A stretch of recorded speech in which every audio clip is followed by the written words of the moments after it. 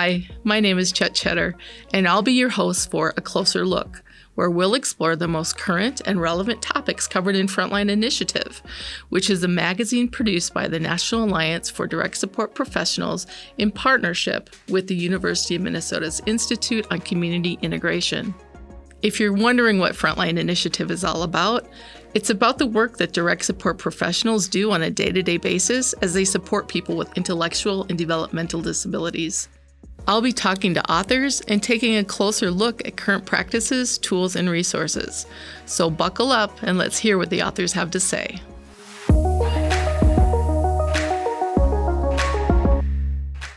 Welcome, everybody. I'm so happy to have our guest here today. Coming from Northeast Tennessee, we have Larry Williams, Anthony Grindstaff, and Susan Arwald. Welcome, Larry. Hello, my name is Larry Williams. Thank you for having me. You are so welcome, Larry. We're tickled to have you here today. And I'm Anthony Grindstaff. I'm Larry's caregiver. Welcome, Anthony. Susan Arwald, and I'm very happy to be here today. Yeah, thank you guys so much. I had the opportunity to meet you 2 or 3 years ago when we were down in Tennessee filming a realistic job preview for TennCare. And Larry and Anthony, you were featured. And in fact, we came to your home, Larry, right? Because you live in a smart home. And we had the opportunity to see how everything works. And when we were doing this issue of Frontline Initiative on assistive technology, you are the first people I thought of. And I'm like, I'm going to get a hold of Larry and Anthony and see if they will do an article for us, which you did. It will be coming out in this next issue of Frontline Initiative. The name of the article is called Enabling Technology Supports Larry to Have More Privacy, Choice, and Independence. And it's just such a great article. I also wanted to dig in a little bit more and invite you to come to a closer look. And let's dig in and talk a little bit more about all the advantages you have with the technology that you're using at your house. Anthony, will you get us started just telling us a little bit about yourself and your role at Core Services? Okay, definitely. So I've been at Core Services. I think it's like 18 years now. It's been a while, and I actually started working. I haven't worked with him the whole time, but I actually started working with Larry. So Larry knew me like right from the beginning, and honestly, like Core, like especially under Susan Arwood, like pretty much like immediately when Susan Arwood took over, like Core progressed like light years, it seemed like. And even like nowadays with like the technology stuff with Larry's technology, that was unimaginable, like even just a few years ago, and then Larry like whenever he was able to get his technology, he was able to have so many more freedoms and privacy, like it mentions in the article, and he's just able to do things in his day-to-day life that were either pretty much impossible or very hard for him to do. So what an opportunity for Larry to accomplish things that he's been wanting for a long time, right? Yes, massive opportunity. And congratulations to you being a DSP for 18 years and having Larry Williams in your life for 18 years. That's pretty monumental, right, Larry?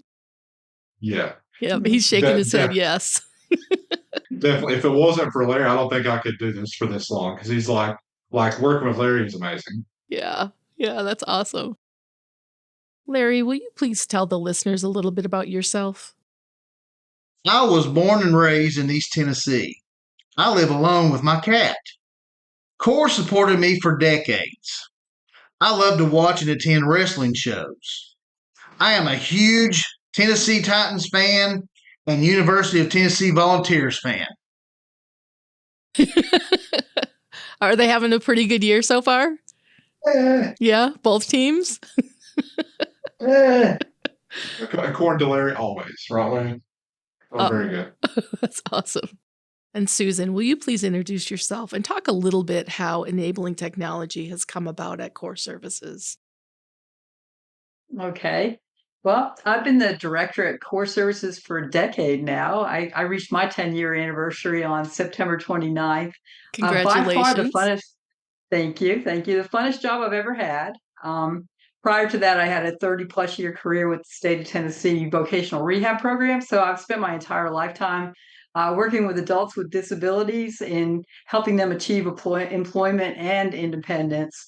Um, at Core Services from around 2014 and 2000 till 2017, we went through a transformation to become a person-centered organization. We figured out pretty quickly that people aren't really interested in a bunch of great services. They're more interested in just having a great life. And when we moved away from like a service model to just creating lives, good lives, one at a time, we just saw some amazing things happening. And then around 2017, the state of Tennessee started an enabling technology transformation program, and we were the first ones in line with our hands up because it was just like the most natural progression from person centered to a different support and funding model using technology. And it's just been an amazing journey ever since we did that. We had two gentlemen that stepped up first and foremost that wanted more independence in their life, Carl and Brad.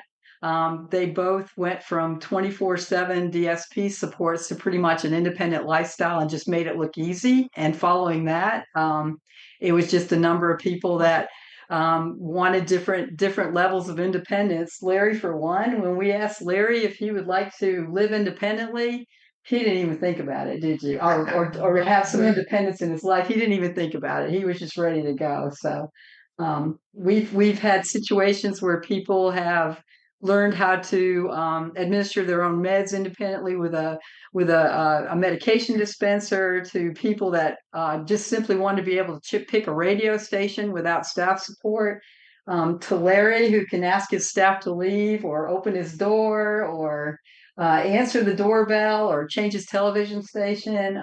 Just different varies, just depending on what people's outcomes are and what they want to achieve in their life. Wow. That's really amazing. And just that shift of mindset, how life changing. Anthony and Larry, in the article, you talk about use of the iPad, smart lights, Ring Video Doorbell, and some other buttons that help enable technology and things to happen in your home. Will you tell us how these tools work and how they've changed your life?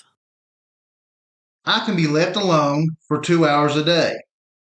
If I need anything, I just hit a button. Knowing someone is close makes me feel safe. My technology in my home allows me to have more privacy in the restroom and more accessibility to my TV as well as the rest of my home. If I ever want, I can always talk to Susan as new technology becomes available.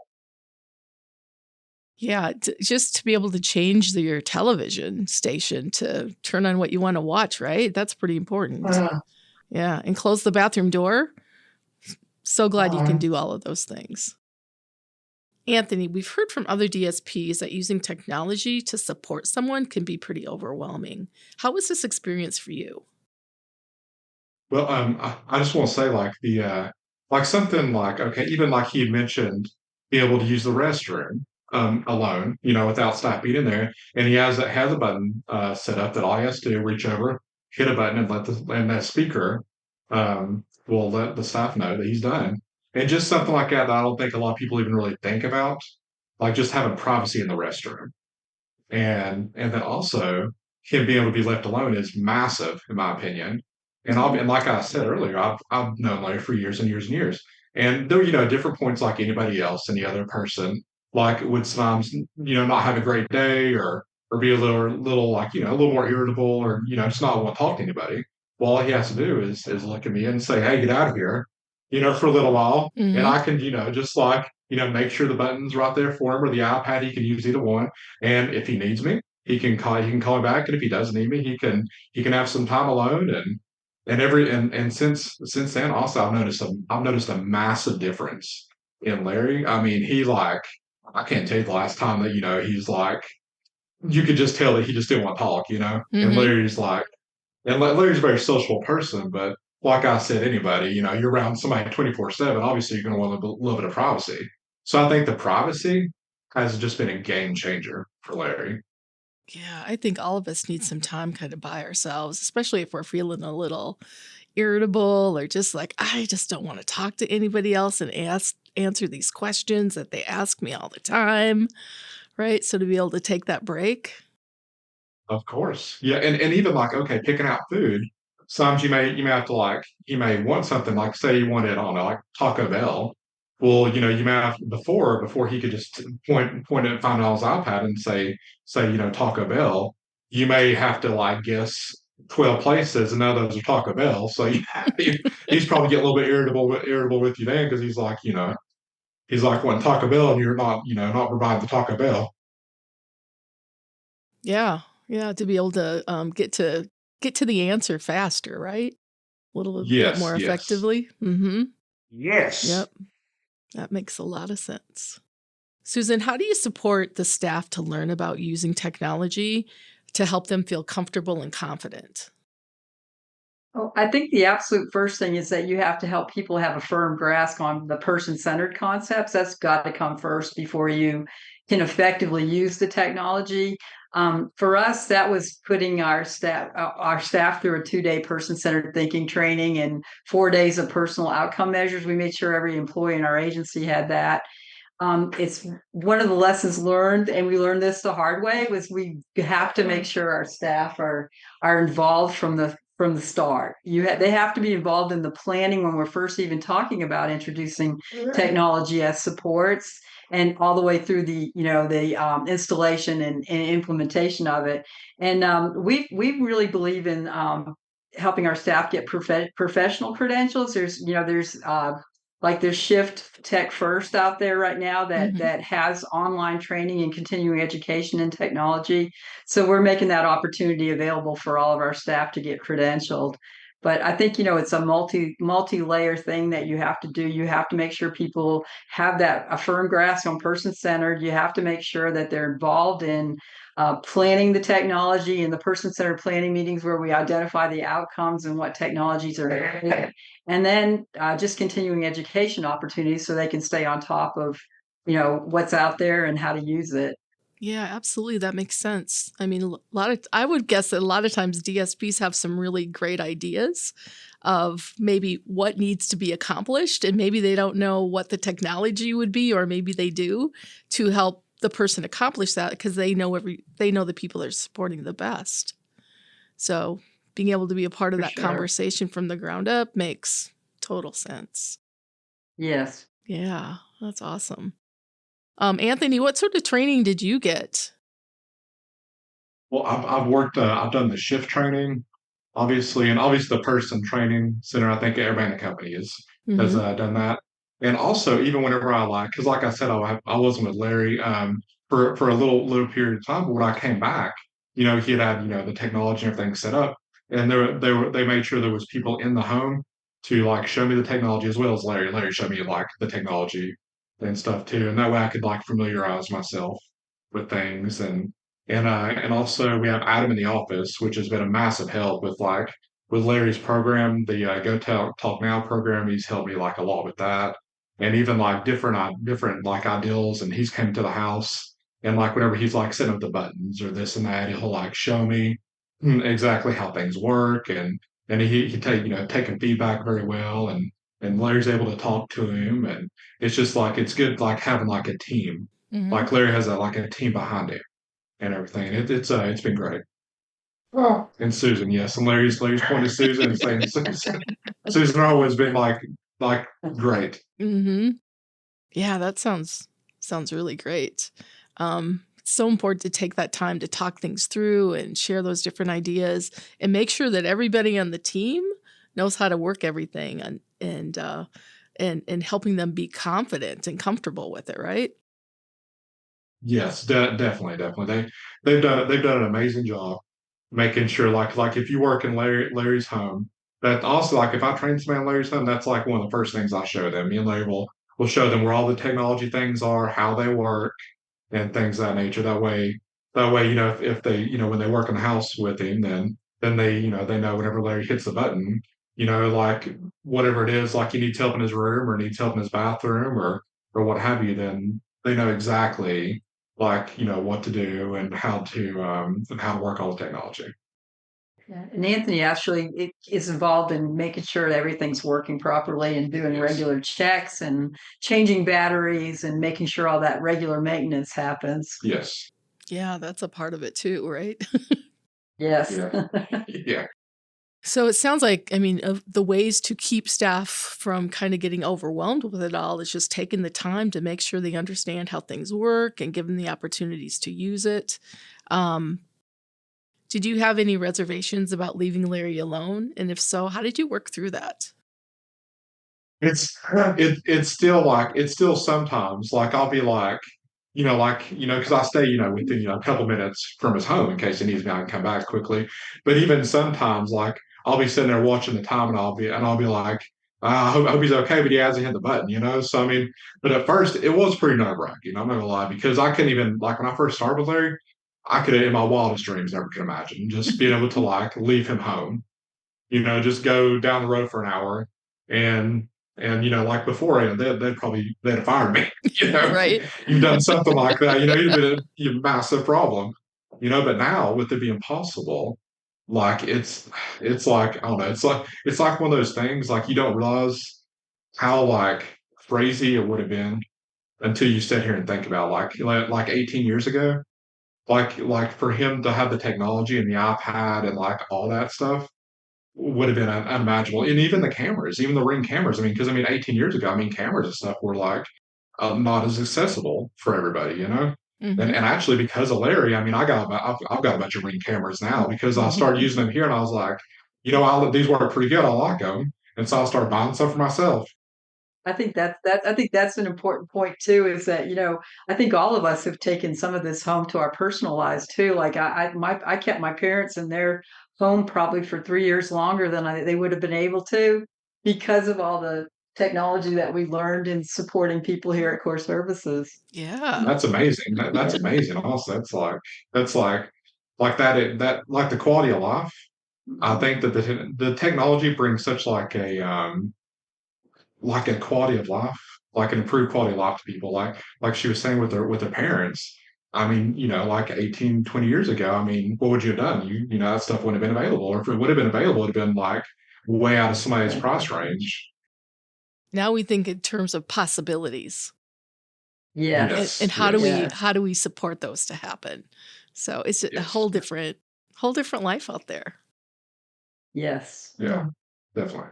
Larry, how has technology changed your life? And what's next? Is there anything you're dreaming of that you'd like technology to do for you? Larry, would you like to see it where you didn't have staff at all at night, that you were by yourself at night? Yes. Yeah, see, Larry's told me that before, that would be one of the dreams that he would have, would be to, like, have staff go home at night and then come back in the morning, right? Have you told me that before? Yeah. Yeah. Maybe by the next time I talk to you, that'll be happening. What do you think? Yes. Got a thumbs up there from Larry on that, Susan, for sure. Yeah. Like you mean, yes.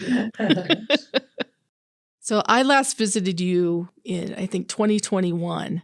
Anthony, Larry, is there anything that's been added since the last time I was down there? He actually had a visit from the governor's wife What? because, like, they came to visit. They came all the way down here to visit Larry.